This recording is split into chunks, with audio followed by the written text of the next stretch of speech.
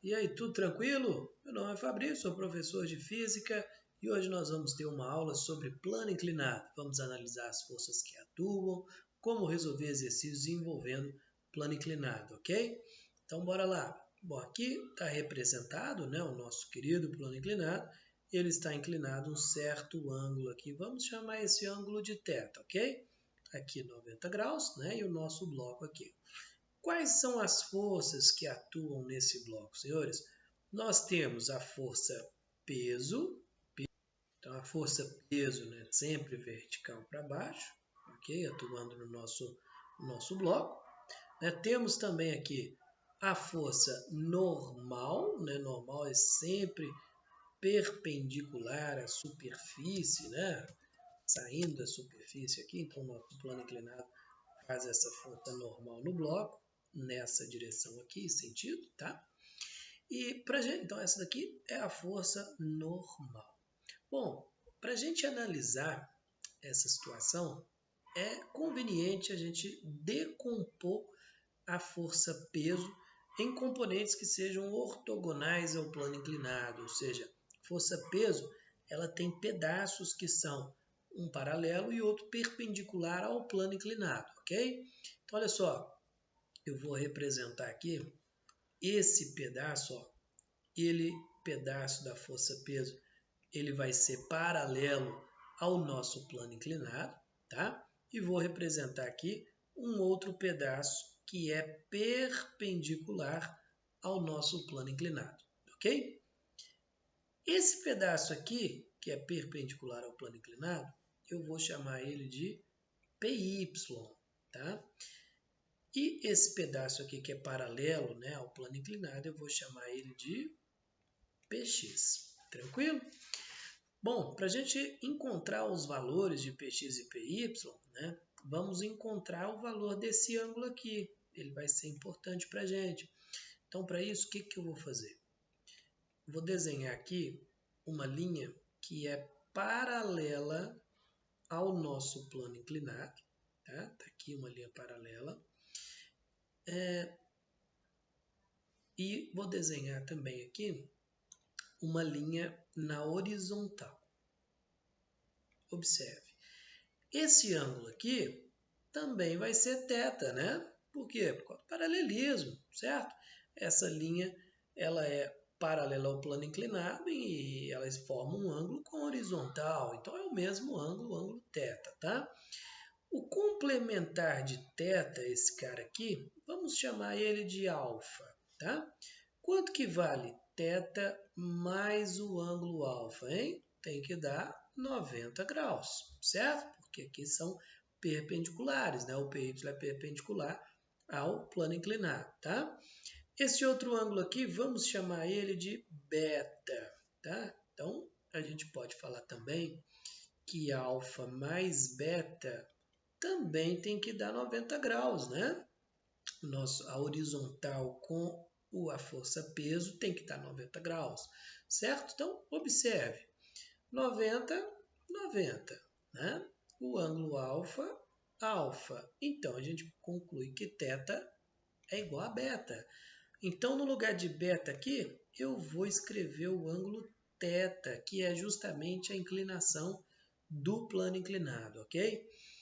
Então, agora que a gente conhece o ângulo aqui entre as componentes da força-peso, a gente consegue descobrir os valores, né, dessas componentes usando trigonometria básica, né? Lembrando que o nosso PX ele tem que encaixar aqui embaixo certinho, tá? Formando aqui, ó, um triângulo retângulo, tá? Aqui a hipotenusa é a força-peso, tá? E aqui o ângulo de 90 graus. Tranquilo? Então, olha só, pessoal. Como é que faz para a gente descobrir o valor aqui de PX, hein? Bom, PX ele está oposto ao ângulo θ, né? Então, é interessante aqui a gente usar a relação seno, né? O seno do ângulo θ, ele é o cateto oposto, né? Que vai ser o nosso PX, aqui é o oposto a θ, é o PX, dividido pela hipotenusa. A nossa hipotenusa é o P. Então, podemos escrever que PX é igual a P vezes o seno do ângulo θ. Pronto, vamos guardar esse cara aqui que depois a gente vai usar ele, tá? Então, o pedaço da força-peso que é responsável, né, pelo bloco DC, né, é o PX e ele vale P seno θ, ok? Quanto menor for o ângulo θ, menor também vai ser o PX, né? A gente percebe isso na prática, quanto menos inclinado ele estiver, menos provável aí, né? Menor vai ser a aceleração com que esse bloco vai descer, isso porque o seno do ângulo também vai reduzir, né? Para a gente descobrir aqui o PY, a gente vai ter que usar o cosseno, né? Porque o PY ele é o cateto adjacente ao ângulo θ, né? Logo, o cosseno de θ é o cateto adjacente, que é o PY, dividido por P. Então, a gente pode falar que PY ele é igual a P vezes o cosseno do ângulo θ, tá? Essa é a componente aí que é perpendicular ao nosso plano inclinado. Quanto menor for o ângulo θ, né, maior vai ser o valor de PY, ele vai aumentando até igualar com o valor de P, né, que é quando o ângulo ele é zero, né, o cosseno de zero ele vale 1, né, e 1 vezes o P vai ser o próprio P, então PY se torna igual a P, ok? Senhores, então, por exemplo, nessa situação, quanto que vale a força normal? Bom, a normal ela é a reação da força de compressão, né? E aqui o bloco comprime a superfície com a força PY, né? Então a gente pode falar que a normal ela é igual ao PY, tá? Então se esse bloco estiver, por exemplo, em cima de uma balança no plano inclinado, que é uma coisa muito comum, né, senhores? Para a gente descobrir a leitura da balança, o que a gente vai ter que fazer? Descobrir o valor de PY, ok? Agora imagine que você vai empurrar esse bloco aí, ele vai subir, né, com uma velocidade constante nesse plano inclinado. Qual a força necessária para isso acontecer, hein? Vamos representar aqui uma força F, né, que é paralela a esse plano inclinado, vamos supor para ele subir com a velocidade constante. Na direção do plano inclinado, a resultante vai ter que ser zero, né, para a aceleração ser zero, para ele subir com velocidade constante e também descer, né, com velocidade constante. Então, F tem que ser igual a Px, né, e o nosso Px aqui é o P seno θ, ok? É muito comum também, né, a gente ver questões com uma corda presa aqui, essa corda passa numa roldana e às vezes prende em outro bloco aqui, tá? Então a resultante na direção, né, do nosso plano inclinado aqui vai ser o Px menos T, né, ou T menos Px também, tá bom? Então isso aqui já resolve muitas questões sobre plano inclinado. Bom, agora imagine a seguinte situação. Imagine que você pega aí um caderno, por exemplo, né? Coloca nesse caderno um apagador, por exemplo, uma borracha, né? E você vai inclinando esse caderno.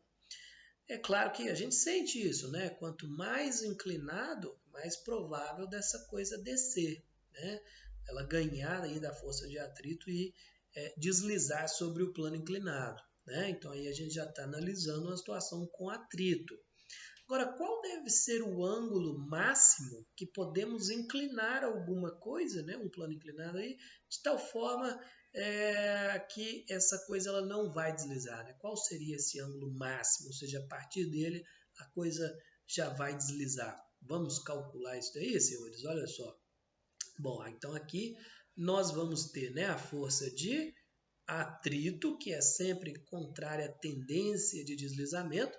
Então, esse bloco tende a deslizar aqui para baixo, força de atrito vai ser para cima, paralela ao plano inclinado, ok?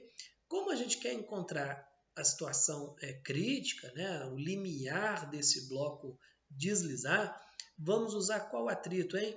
Vamos usar a força de atrito estático máximo, né? Força de atrito estático máximo. Se você perdeu aí a aula sobre força de atrito, volta lá um pouquinho e assiste primeiro, ok?